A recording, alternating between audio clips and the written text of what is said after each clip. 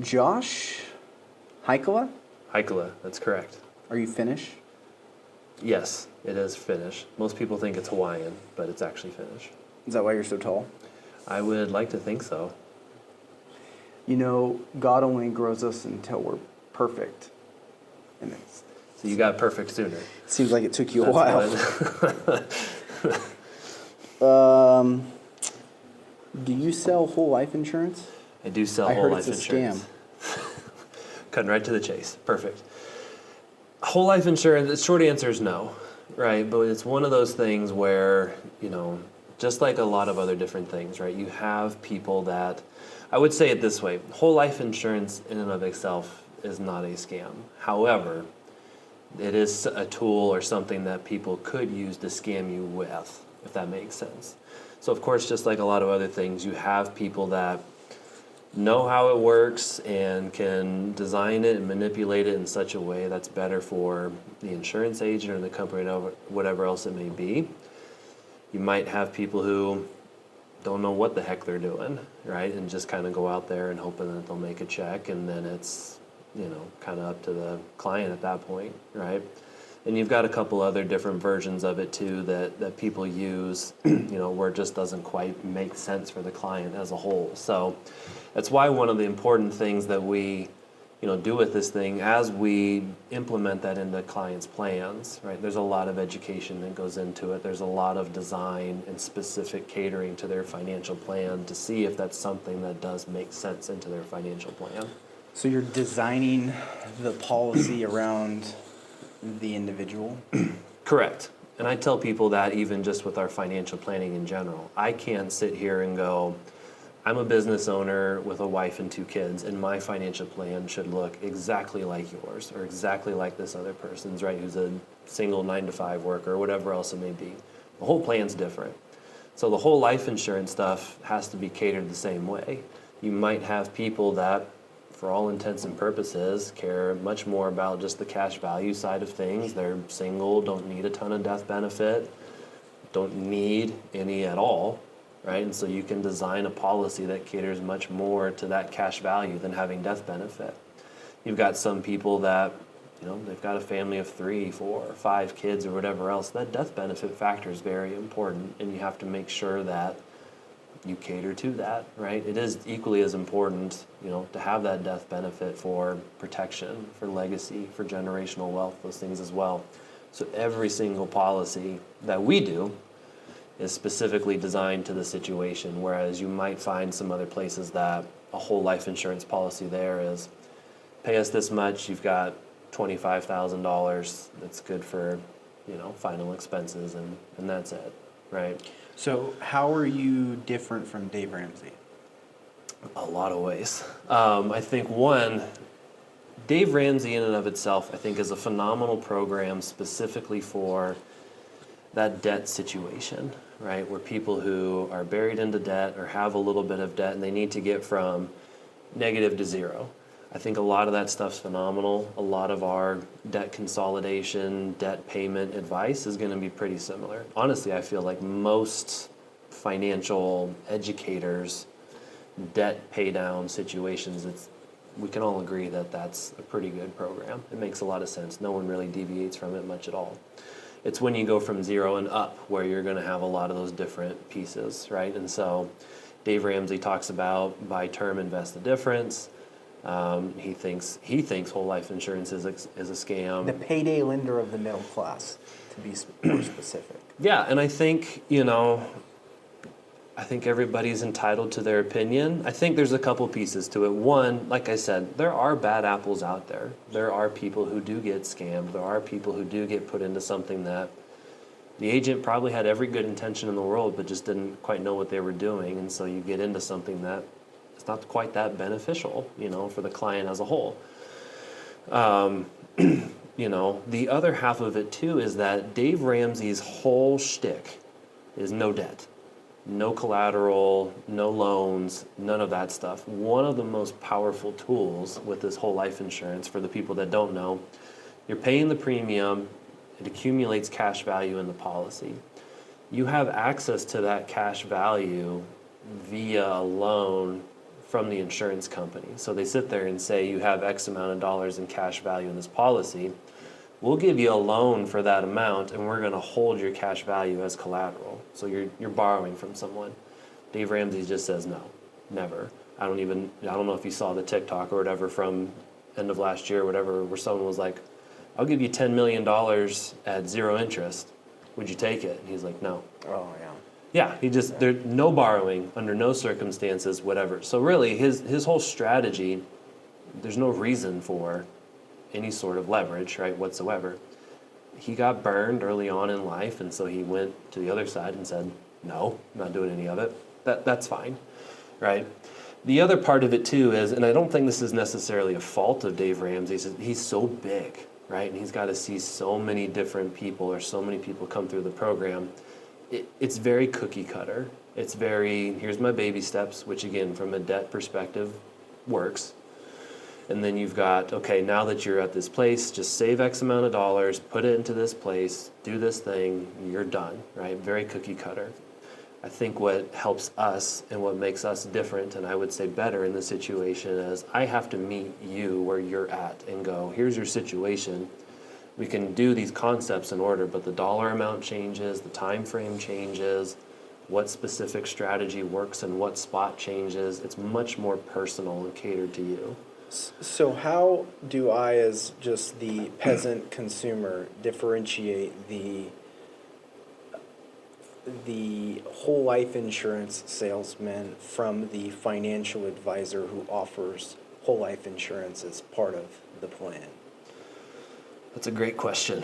So one, someone could do a lot of research on the individual insurance companies, right? Who offers what? There's people that, again, like I said, only offer, you pay us X premium, it's just $25,000, fine, that's all we do, right? You don't even get cash value. I've seen that from primarily some of the bigger people, bigger insurance companies. You can do a lot of research that way. I think this is a huge part of it too, and again, I think why we've been able to be so successful, it's going to be a process. I think you need to get to know the advisor. I think you need to spend time with that particular advisor. Go, is this someone trustworthy? Is this someone that, as I'm talking to them, I feel like they know what they're saying, right? Are we going through and showing the different pieces of it too? And so you've got the advisor, right, who you need to know knows what they're doing, right? And then, yeah, you're going to have to go into the different insurance companies and see what makes the most sense. And so, like thankfully for us, our approach is we're going to show you how this thing works, right? And we're essentially a brokerage, right? So we can work with multiple insurance companies where we can sit down and go, person A says this, person B says this, right? And now we have options to where you can sit with the client and really work through the design and go, this is what makes the most sense, right? So it is a bit of a process, and I think that can be frustrating for people. But once you go through the process and do it sooner rather than later, it's going to make it a lot easier for you in the long run, right? Rather than having to kind of fumble through different things for the next 20, 30, 40 years, whatever it may be. So what's the biggest piece of bad financial advice, or maybe misunderstood, that causes people to lose money? So one of the things that we specialize in particular is I tell people, look, my whole job up front is to make sure we find you money, make things more efficient. How can we make your current financial situation better? The two pieces and places where we find that almost right out of the gate is either somebody's mortgage or someone's retirement accounts, their 401k, the IRAs they have, whatever. The mortgage, you get a lot of people that, and this is probably a little controversial or whatever, is that pay off the house as fast as possible, and here's, I'm going to cram extra money in here, bigger down payment, whatever else.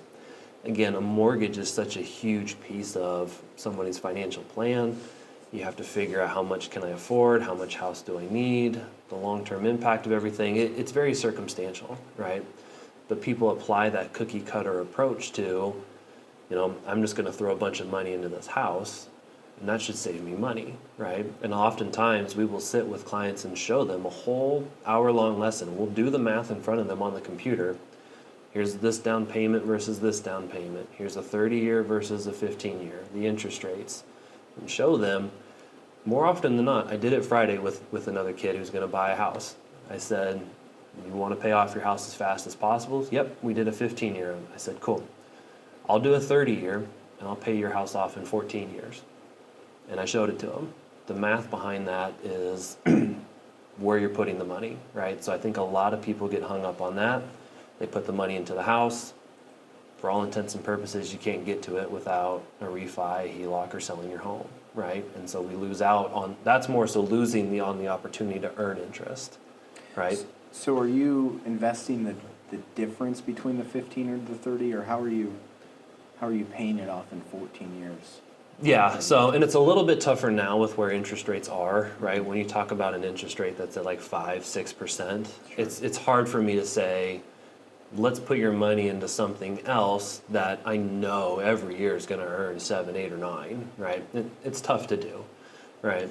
But even a much bigger picture for folks is when we said, hey, when interest rates were 2 something, 3, 4, whatever else, you can earn by putting your money somewhere else at 5, 6, 7%. You can earn the balance faster than you would be by saving on the interest, right? So this account grows faster than you would be if you were saving. If you want to pay it off, pay it off. It's just going to go quicker here.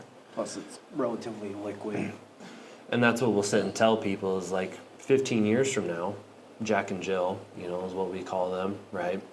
If Jack and Jill both lose their jobs, you know, in year 8, Jack's in trouble because he's been cramming all the money into his 15-year mortgage. Jill's got liquidity. She can do her thing, right? And that's the other stuff people have to consider. I will go on record as saying something that, again, I think is controversial. The rate of return is important, but not the only and most important factor that people have to consider in their financial plan. Liquidity is huge. I know a guy that's got a multi-6-figure dollar stock portfolio. We were working on some stuff. His wife blew the tires in their car.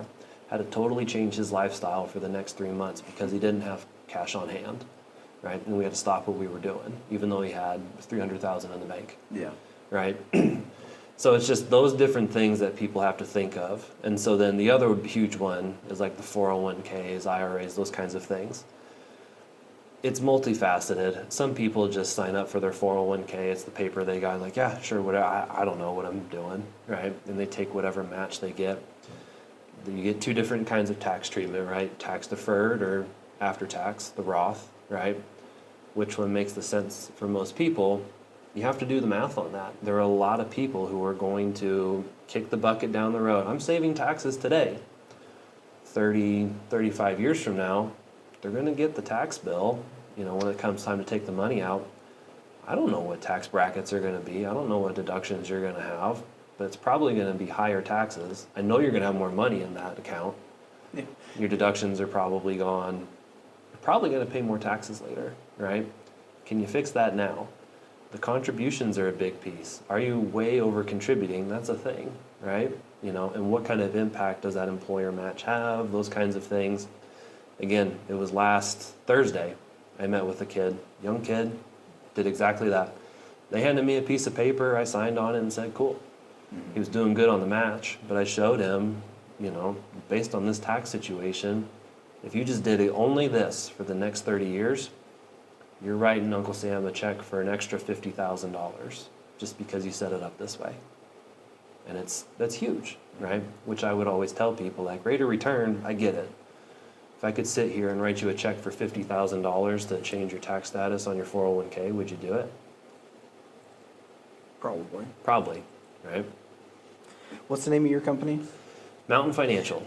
Before you answer that, I didn't answer that. I'd like to take a moment to thank our sponsor, Lake City Financial Planning. They provide the most comprehensive financial planning services around. You'd have to be an idiot to go with anybody else. Navigate your future with Lake City Financial Planning. All right. Mountain Financial? Lake City Financial, apparently. No. Yes, Mountain Financial. That's a fictitious financial planning firm. I hope so. Someone's going to create it now, and I'm going to be out of business.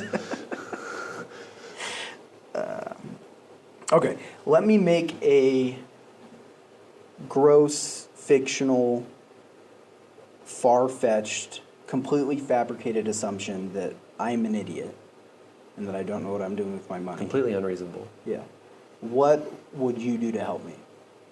What we do for everybody that comes in and says, look, I want to do X, Y, and Z, I always want to start by dialing it back and saying, okay, let's get everything out on the table, right? Let's look at everything. Because I can't give you good info on just one thing or one other thing, right? We need to see what you're making, what you do for work, the family dynamic, the accounts you have, insurance, whatever, right?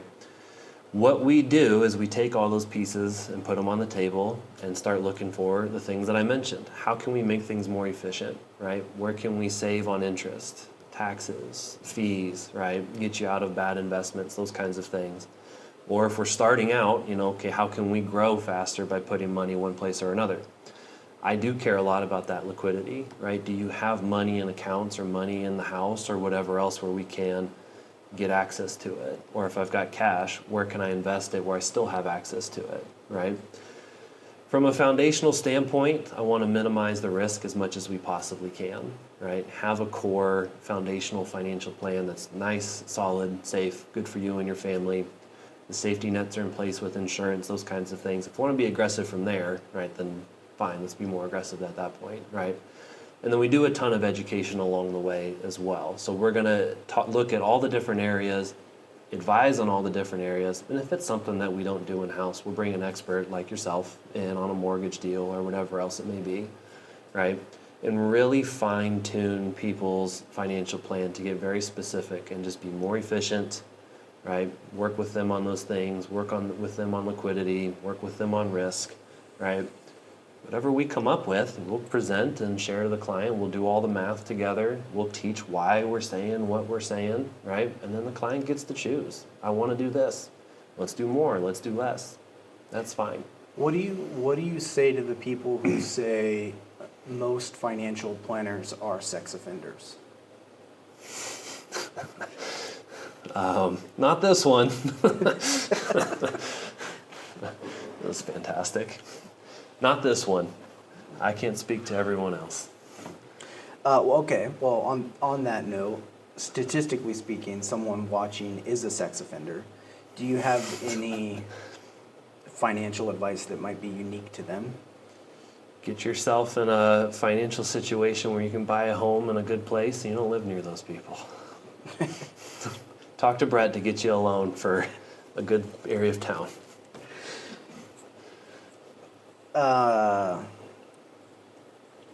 So, in your discussions with Dave Ramsey on debt, and then you kind of talked a little bit about the mortgage, it sounds like your position is that there is good debt and there's bad debt. Mm-hmm. Can you explain the difference between the two? Yeah, I would say, and Robert Kiyosaki talks about this, other people talk about it, you have good debt, which is, like I talked about, using an asset, something that has value, as collateral to go earn more value, earn more interest somewhere else, right? So if I can take my house, use the equity through a HELOC, let's just say, right? Not financial advice, right? Use the equity in my home, to be able to go get a rental property, right? I've used my home as collateral, the equity in that. I owe, you or the bank or whatever on that loan that I took out, but I went and bought another asset that's paying me more and earning me more than what I'm spending on the interest or whatever else it may be, right? I'm accumulating assets. You can do that with the permanent life insurance. You can do that with HELOCs and real estate. You can do it with the stocks, right? Whatever you want to do. There's ways to collateralize things well to go build your wealth, right? The bad debts are essentially, the consumer debt, or I guess, you can still get a HELOC and then gamble it all away, I guess, But the consumer debt, that doesn't get you anywhere. That's high interest debt that we're, borrowing from our future, right? We're robbing our future self to be able to get stuff we want now, right? And so I don't think there's anything wrong with leverage. Obviously, it's circumstantial to the client, circumstantial to the situation. I've had people say that and said, I have $200,000 of equity in my home, and I can say, go see what they'll give you. And like, we only trust ourselves with $25,000. I'm like, great, they can only ask for $25,000. You know, there's a lot of situations that go into that as well, which is why we'll sit down and say, hey, here's the general picture, right? Don't cash out your house and do all this, right? Yeah. So I think there's good and bad debts. And I've heard other people say this too, right? So Dave Ramsey is going to be the first and only billionaire soon, I think, maybe he is now, where he didn't use any collateral leverage or any debt, so to speak. The only one, right? But there's how many other billionaires out there, right? Which I think would just kind of show you, again, depends on the person, depends on the situation. You have to be responsible. But only one person has done it without borrowing anything or leveraging any other asset. I think it's okay to study other folks or use those other values, at your disposal to get to that point a little bit quicker. Do you listen to Nickelback? All the time. You look, I do dad rock, for sure. you look like somebody who listens to Nickelback. I just want to be a big rock star. Unlike liberals, I'm not afraid to say the N-word. Okay. Net worth. Net worth. How do I increase mine? That was exactly what I thought you were going to say with that. I think what a lot of people, get into very quickly, and we're talking about good debts versus bad debts. It's also very easy to over leverage yourself with money you don't have, right? People do this a lot of time with like even margin in stock, right? We saw that during the pandemic. I've got, they'll give me money that I don't have to hopefully, increase, and I'll pay it back then. Terrible way to do that, right? So for somebody who is just getting started out, right? You have to look at all those different pieces on the table and strategically be putting money into places where it's going to grow, at minimal risk, right? There's never zero risk, but we want to make sure that we get good, steady, wins the race, year in and year out, whatever your source of income is, right? We're being intentional about, putting in the right places, spending consciously, right? For somebody who's established into it, right, it's, again, one of the benefits that we offer is that if you can make things where they currently are, make it more efficient, right, it's going to bump up your net worth almost immediately, right, by putting something into something else that's better for you, eliminating tax obligations, eliminating interest, fees, other risks you don't need to be taking. I get it, it's hot. I can't tell you how many times I've heard somebody say, I tried crypto and did great and then crashed, right? Being uneducated, being in a position where it's hard to get that money back out, most often than not, right? And having something that does not have a proven track record for the average person, right? Not knowing what you're doing, not knowing what your options are, not having even someone like me just be there, be a resource, be accountable, right? Be a source of information, right? All that stuff's super crucial, right? So there's a lot of ways you can increase your net worth, right? And it's usually just fine-tuning a lot of your financial plan or being aware of what you can do to get started and actually doing it. I've heard you say in the past that it doesn't cost anything to work with you. Mm-hmm. Nothing's free. Mm-hmm. Where are you scamming me? Everywhere. You in particular, charge you a fee. No, it's you just don't know it yet. Yeah. I'm sending you a bill actually after this. Yeah. Time well spent. I try and make it very clear for people, I don't charge anybody anything out of pocket, right? And so obviously, just like everywhere else, if someone has an IRA, whatever other accounts that they have us manage on their behalf, there is an underlying fee that goes along with that, right? It comes out of the account, the earnings, right? So we're incentivized, to perform, right? If we're charging that fee, but we're making the client 6, 7, 8%, the client's way ahead, right? And so we get that out of that. The alternative investments that we have, we do different things like bonds, high yield savings. There's some REIT stuff that we do, other various things. Those are all commission based, right? And then we do have a handful of insurance things like the life insurance. Those are commission based as well.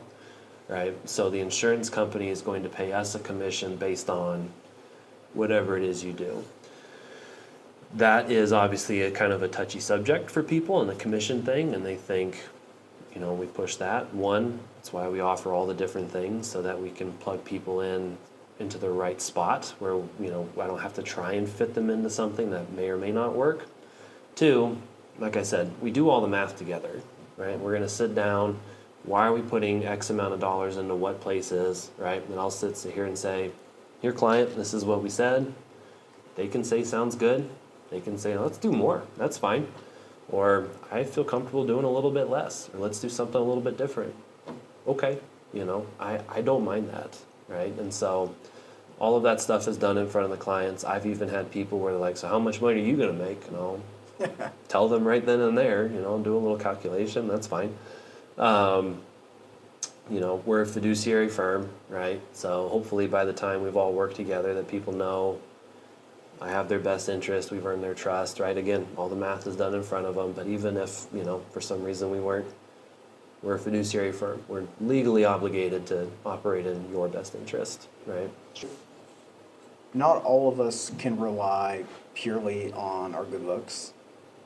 Practically speaking, what do you do to grow your business?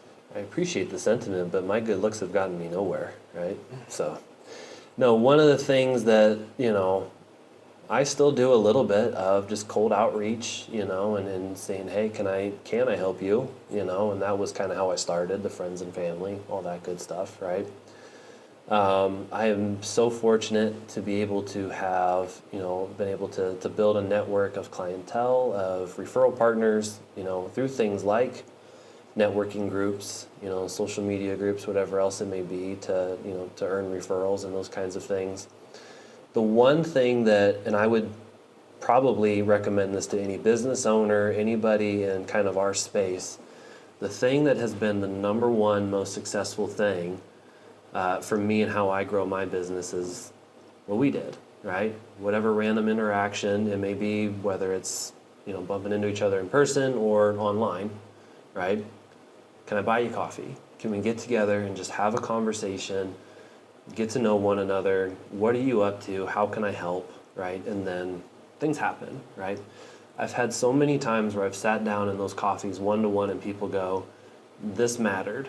This meant a lot that you would buy me a coffee or care enough to just ask, what am I up to, right? How can I help you? The trust is established there. I've had so many people do that. That relationship piece is so huge. I think people see that come out in our financial planning, in our process. I think people, hey, I'm not in a position to do anything right now, or we're done. We got the financial plan, they're off and running, and whatever else. They're more than happy to recommend people. I have people who just show up just because, and I believe a lot in what we do and the results that we bring, but I've had a lot of people even just show up because you're not just going to be an account at Mountain Financial. You're not someone who's just going to get pushed through the door, get the cookie cutter approach, and then just be done with. The relationship is huge. So that has meant a lot. And I do think too, the material, the things we say, the stuff that we teach, it goes a long way. It's caught on a lot with the real estate market, real estate professionals. Once you show people like, hey, this is in your best interest as the client, that spreads, So building those relationships, doing the right thing for people, that's, I don't have to do quite as much of that now. And quite frankly, the last few months I've been too busy because enough people are coming in the door because they've heard those good things, So excellence and building trust and providing a good service. That's how I grow my business. And a lot of coffee.